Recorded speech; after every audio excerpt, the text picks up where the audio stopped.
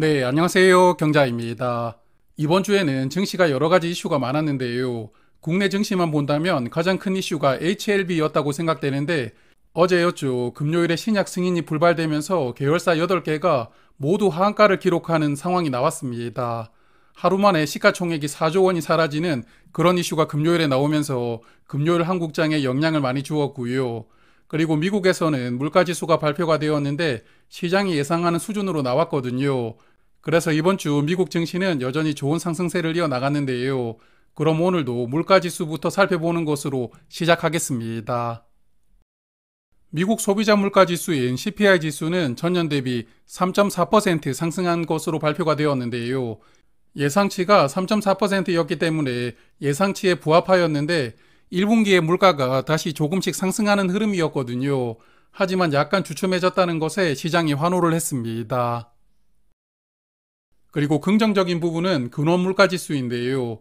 근원 물가지수를 보면 느리지만 꾸준하게 떨어지고 있습니다. 이번 달은 전년 대비 3.6% 상승했는데 예상치에 부합하였고요. 그리고 저번 달보다 0.2% 내려오면서 미국 물가가 기대를 했던 것보다는 느리기는 하지만 그래도 서서히 떨어지고 있다는 점을 보여주었고요. 그러므로 올해 금리가 3번 내리기는 조금 힘들어 보이지만 2번 정도는 인하할 가능성이 있다고 시장은 전망하고 있습니다. 그래서 이번 주 미국 증시는 좋은 상승세를 이어갔는데요.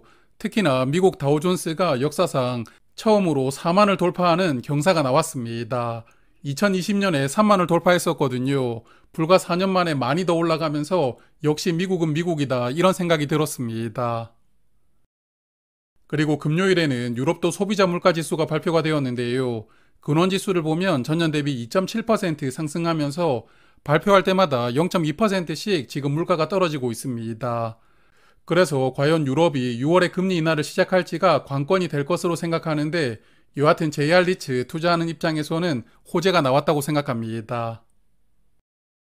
그리고 이번 주 한국 코스피는 0.6% 정도 하락했는데요.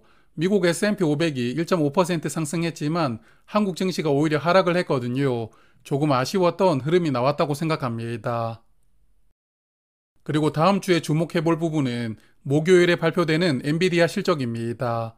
엔비디아 실적이 괜찮게 나오면 삼성전자나 SK하이닉스 다시 한번 힘을 받을 것이라고 생각이 되거든요. 그러면 한국도 2800을 다시 한번 도전을 해볼 수 있지 않을까 생각되는데 부디 엔비디아 실적이 기대하는 수준으로 나오기를 바라보고 싶습니다.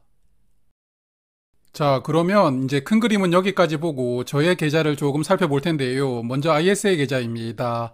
이번 주에는 매매를 조금 했는데요. 일단 DN 오토모티브 제가 평단가 이상으로 올라오기를 그렇게 희망하고 있었는데 이번 주에 올라왔거든요. 그래서 120주를 보유하고 있었는데 일단 20주를 덜어내었습니다. 그리고 NH투자증권 우선주는 11,500원 이상에서 보내야 되겠다고 생각을 했지만 인내를 하지 못했거든요. 살짝 아래 가격인 11,440원에서 정리를 했고요. 그리고 NH투자증권을 정리하면서 두 종목을 새롭게 데려왔는데 첫 번째는 KB스타 200 위클리 커버드 콜입니다. 제가 최근에 한번 소개를 드렸던 종목이죠. 이 종목 잠시 후에 말씀을 드리도록 하고 그리고 K카를 데리고 왔는데 K카는 처음에 250주를 매수를 했지만 주가가 떨어지더라고요. 그래서 150주를 추가로 물을 타보았습니다. 자, 먼저 K카를 말씀을 드릴 텐데요. K카는 아시는 분들도 많으실 겁니다. 중고차 매매 플랫폼이고요. 2021년에 상장했었는데 당시에 공모가가 25,000원이었거든요. 하지만 지금 주가는 공모가보다 10,000원 넘게 주가가 떨어진 종목입니다.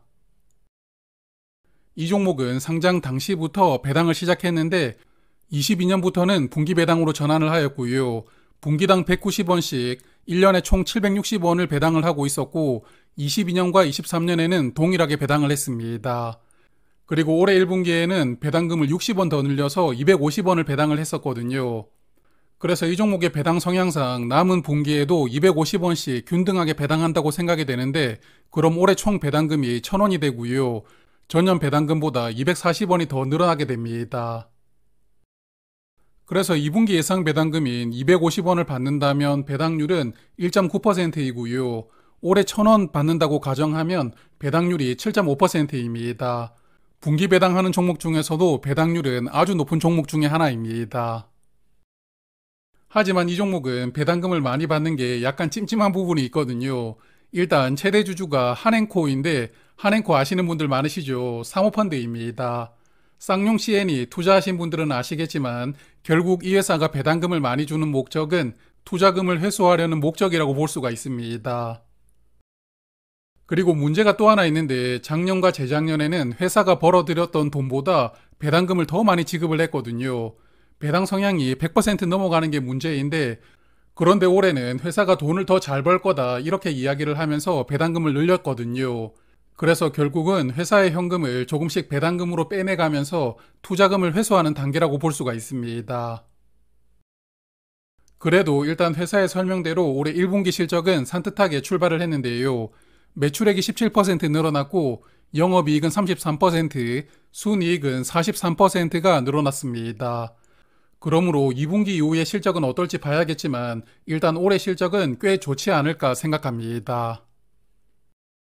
그래서 K카는 고배당주에다가 분기배당을 하는 종목이지만 배당금을 목적으로 길게 투자를 하기에는 약간 애매하다고 생각이 되거든요. 그래서 저도 이번 주에 데리고 왔지만 오래 보유할 생각은 없고요. 주가 추이를 보면서 수익이 조금씩 나온다면 조금씩 정리해 나갈 생각입니다. 그리고 1,000만 원 정도를 매수할 생각인데 이번 주에 400주를 담았으니까요. 주가가 더 떨어진다면 200주씩 2번 정도 나누어서 물을 탈 생각입니다. 자, 그래서 계좌 잔고를 볼 텐데요. SK텔레콤 저번 주보다 주가가 조금 내려갔습니다. 목요일에 KT를 소개를 드렸지만 KT 주가를 보고 있으면 SK텔레콤 약간 아쉽다는 생각이 많이 들고요. 그리고 물가가 진정되면서 리츠가 드디어 살아났는데 JR 리츠 평단가 근처까지 왔고요. 맥쿼리 인프라도 1% 정도 수익이 나오고 있습니다. 그리고 월배당하는 종목들은 여전히 주가 흐름이 좋거든요. 이번 주에 미국 시장이 상승하면서 추가 매수를 하지 못했는데 여하튼 미국 시장도 조금 조정을 받는다면 미국 테크 탑10이나 미국 빅테크 7은 조금 더 매수할 생각입니다. 그리고 디엔 오토모티브와 이번 주에 데리고 왔던 위클리 커버드 콜은 잠시 후에 조금 더 말씀을 드리도록 하고요. K카는 앞서 말씀을 드렸지만 주가가 더 떨어진다면 2번 정도 나누어서 더 매수할 생각입니다. 자, 그러면 KB스타 200 위클리 커버드 콜을 잠깐 보고 갈 텐데요. 지난번에 한번 소개를 드렸던 종목인데 국내 코스피 200에 투자하는 커버드 콜 상품입니다. 매달 주가에 1% 분배금을 지급하는 것이 목표이거든요. 3월에는 105원 지급을 했고 4월에는 103원을 지급했습니다. 그래서 현주가 기준으로 분배율이 12% 정도로 목표한 대로 배당하고 있는 상품입니다. 그리고 지난번에 말씀을 드렸지만 국내 커버드콜 상품은 옵션 매도로 인한 분배금은 과세가 되지 않거든요. 그래서 4월 분배금 103원 중에서 투자 종목의 배당금에 해당하는 35원만 과세가 되었습니다. 그러므로 이 상품은 굳이 절세 계좌에서 투자를 할 필요가 크게 없지만 그냥 ISA 계좌에서 매도한 자금을 계속 RP 투자하고 있었거든요. RP 투자하는 것보다는 조금 더 나을 것 같아서 이번 주에 데리고 와보았습니다. 그래서 이 종목 첫 매수로 300주를 담았는데 평단가 이상에서 더 매수할 생각은 없고요. 주가가 평단가 이하로 내려온다면 그때는 물량을 조금 더 늘려볼 생각입니다. 그리고 이번 주에 20주를 덜어낸 디엔 오토모티브도 이번 주에 1분기 실적 발표를 했거든요. 1분기 매출액이 7,800억 원으로 전년보다 6% 감소했고요. 영업이익도 5% 감소했고 순이익은 1% 감소하면서 전년 대비해서는 약간 아쉬웠던 1분기 실적을 보여주었습니다. 하지만 실적이 조금 부진해도 여전히 밸류가 매력적인 종목이라고 생각하거든요. 그러므로 앞으로 주가가 8만원 근처까지 또 내려온다면 이번 주에 20주를 덜어냈으니까요. 10주씩 다시 물을 탈 생각이고 주가가 85,000원 이상으로 올라온다면 조금 더 덜어내면서 이렇게 샀다 팔았다를 반복하면서 평단가를 최대한 내려볼 생각입니다. 그리고 해외 계좌를 보면 미국에 직투를 하는 두 종목 JPQ와 JPI도 이번 주에 주가가 조금 더 상승을 했는데요. 특히나 JPQ 이제 9%까지 주가가 올라왔는데 매달 수량을 조금씩 늘렸잖아요. 그래도 계속 상승하는 부분이 정말 좋아 보입니다. 그리고 중간중간 배당금을 많이 주는 것은 덤인데요. 여하튼 두 종목을 8개월 정도 투자를 하고 있는데 이제 어느 정도 종목에 대한 파악이 끝났다고 생각합니다. 그래서 다음 주에는 이 두 종목을 한번 정리해서 영상으로 말씀을 드리도록 하겠습니다. 자, 그러면 다음 한 주도 건강하시고요.